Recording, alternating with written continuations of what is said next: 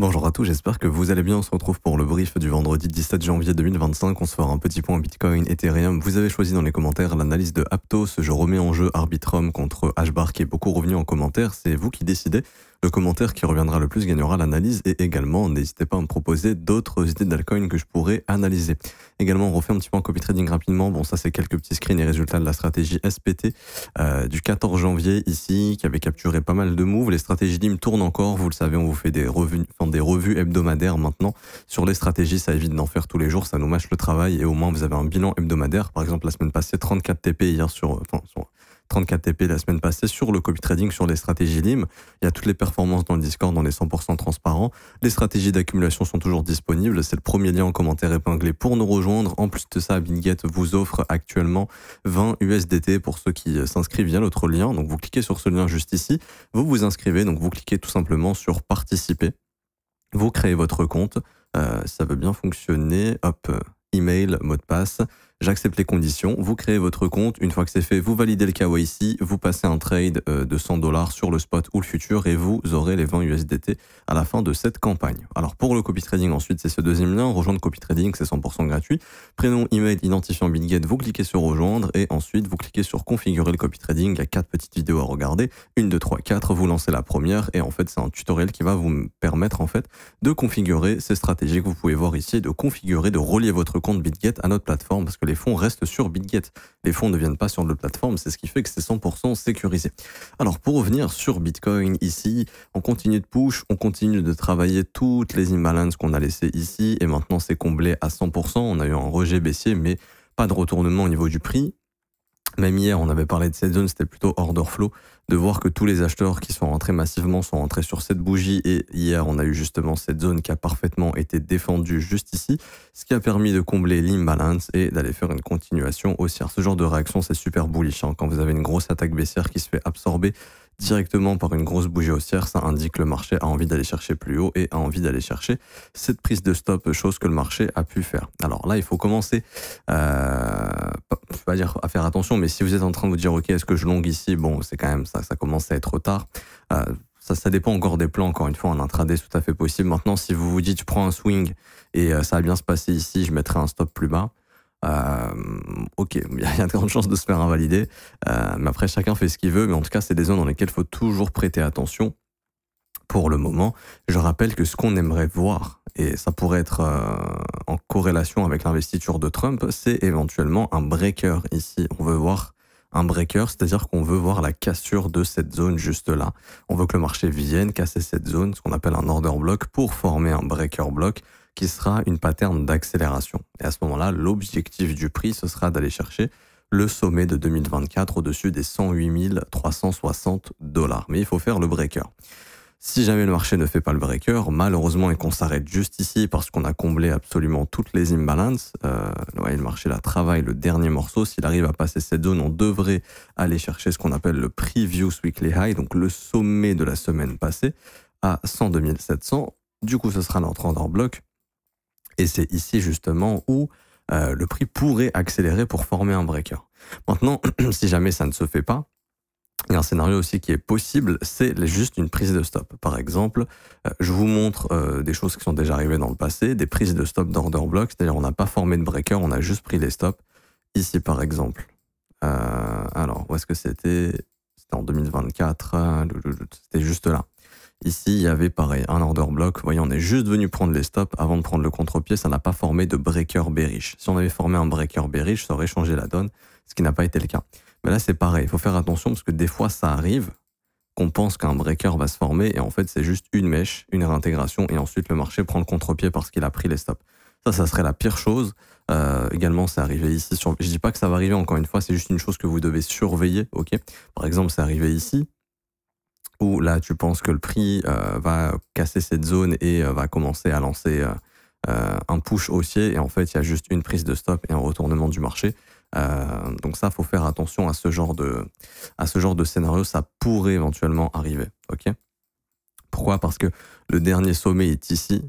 Si le marché veut défendre ce sommet et le maintenir comme dernier sommet intact, leur point d'intérêt majeur, c'est de trouver un sommet descendant ici pour prendre le contre-pied, sans former le breaker. C'est pour ça que c'est important de défoncer cette zone aujourd'hui ou peu importe dans les prochains jours. On veut pas juste voir une mèche, on veut vraiment voir une bonne bougie qui vient défoncer cette zone. Là, c'est bon, on sera sorti d'affaire. Il y aura le breaker. Au pire des cas, il y aura un pullback, mais le breaker est censé être maintenu pour ensuite qu'on aille s'occuper des 108 000 et qu'on puisse repartir tranquillement à la hausse.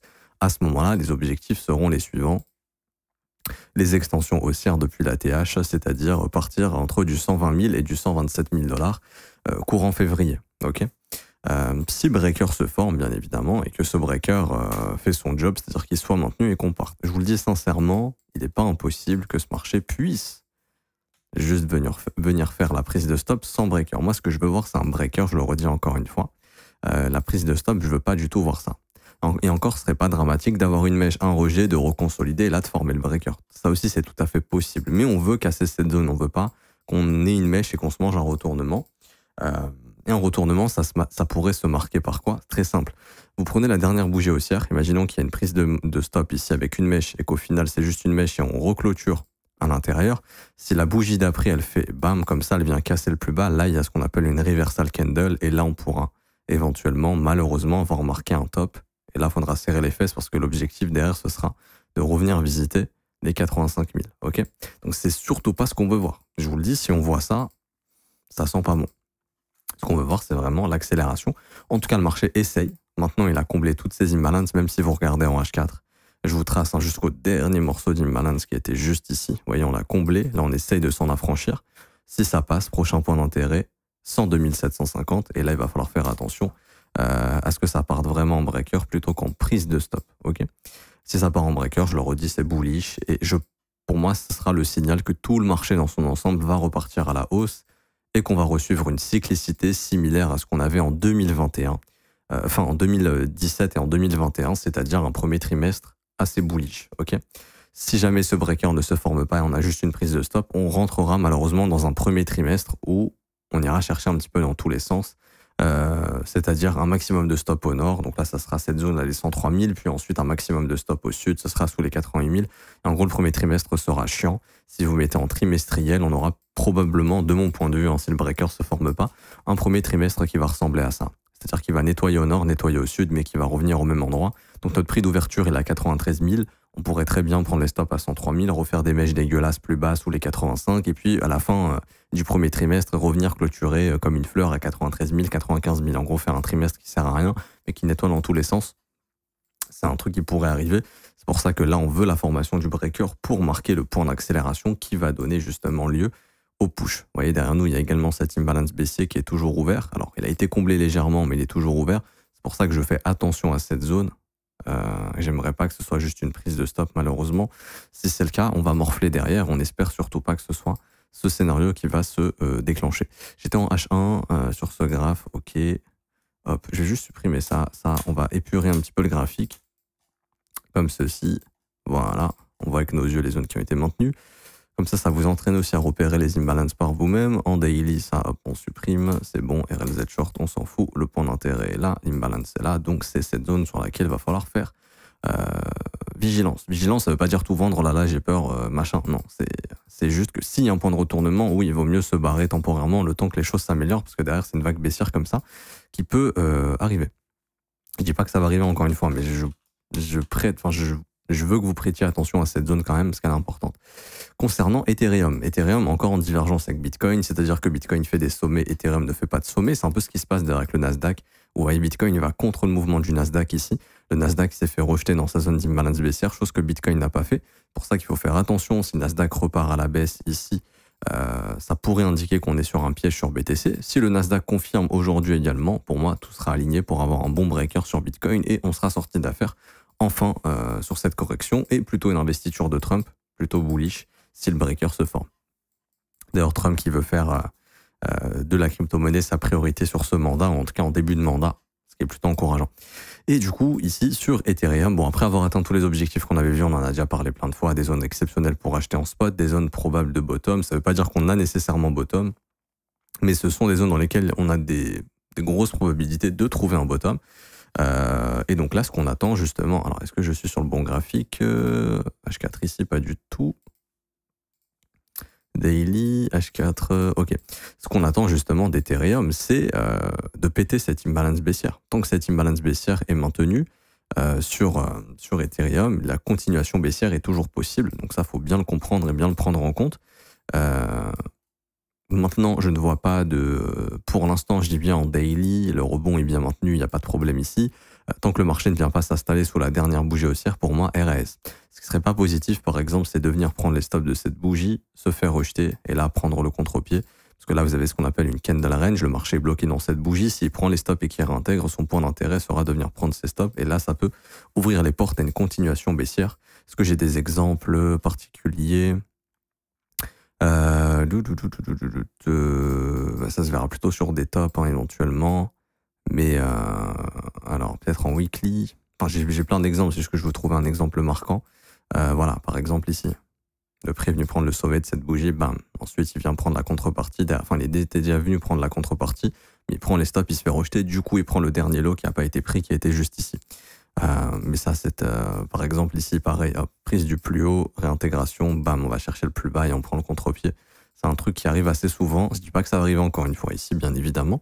C'est important de comprendre que c'est juste un concept et que c'est pour ça, c'est des zones sur lesquelles il faut prêter attention si jamais ça arrive. Ok.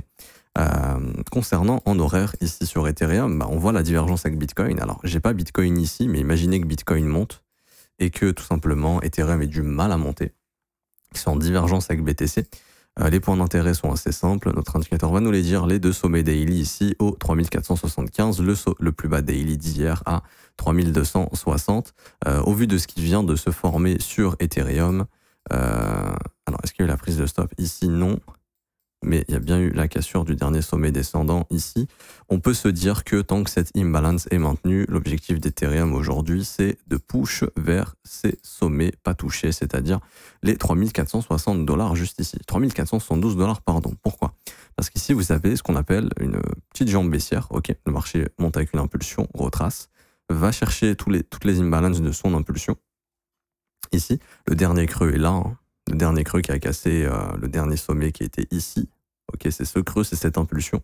Le prix est venu chercher la RLZ de cette impulsion, est venu combler les imbalances de cette impulsion. Hop, tac. Donc, en théorie, l'objectif, tant que ce creux est maintenu, c'est d'essayer d'aller faire une continuation haussière pour essayer d'aller chercher justement les 3472 et continuer de travailler cette imbalance baissière en daily que je vous ai montré juste tout à l'heure. Parce qu'en plus de ça, on a ce qu'on appelle un market structure shift. Ici, on a la cassure du dernier sommet descendant. Ok. Ici, vous voyez, le dernier sommet descendant qui casse un creux, c'est lui. Ensuite, prise de stop, mais il est maintenu. Là, il n'y a pas encore de nouveau plus bas. On se réfère toujours à ce sommet. Ce sommet est cassé, market structure shift. Ensuite, il est possible de prendre un petit fil de ce move à ce move et de se dire, bon, allez, une petite mèche au 61,8 pour combler toute l'imbalance à 3314, pourquoi pas. Mais dans l'idée, c'est de se dire que le marché doit maintenir cette imbalance. S'il commence à pas maintenir cette imbalance, je vous dis la vérité, ça commence à pas être ouf pour Ethereum, parce qu'on rentrera dans une grosse divergence avec BTC, surtout si BTC se fait repousser par la zone, la descente 2800, donc son sommet. Bon, là, c'est le CME, mais retenez bien le dernier sommet ici, je vais vous le donner. 102 800 $, c'est important. En gros, si Bitcoin push au 102 800, 103 000 et se fait rejeter, c'est à ce moment-là où ça peut ne pas être bon pour Ethereum. C'est ça qu'il faut comprendre. Parce que lui, il est en divergence avec BTC, il n'arrive pas à suivre Bitcoin. C'est ça un peu le problème. Je ne sais pas si en H4, en H4, il y a un imbalance baissier ici qui nous a repoussé. Bon, moi, ce que je veux voir aujourd'hui, c'est maintenir cette imbalance ici, là, ok, se faire value gap pour aller chercher les deux sommets daily, donc à 3450 et 3472. Si on perd cette impulsion à 3317, ça sent la chasse de ces deux plus bas. Et là, il faudra voir si le prix réagit pour, encore une fois, combler cette imbalance et prendre le contre-pied une bonne fois pour toutes cette fois-ci. Si ça ne réagit pas, là, franchement, c'est pas ouf. Hein. Ça prouve vraiment qu'Ethereum est faible. Et après, ça ouvre plus de probabilités, malheureusement, à faire une continuation baissière après avoir tapé cette imbalance baissière.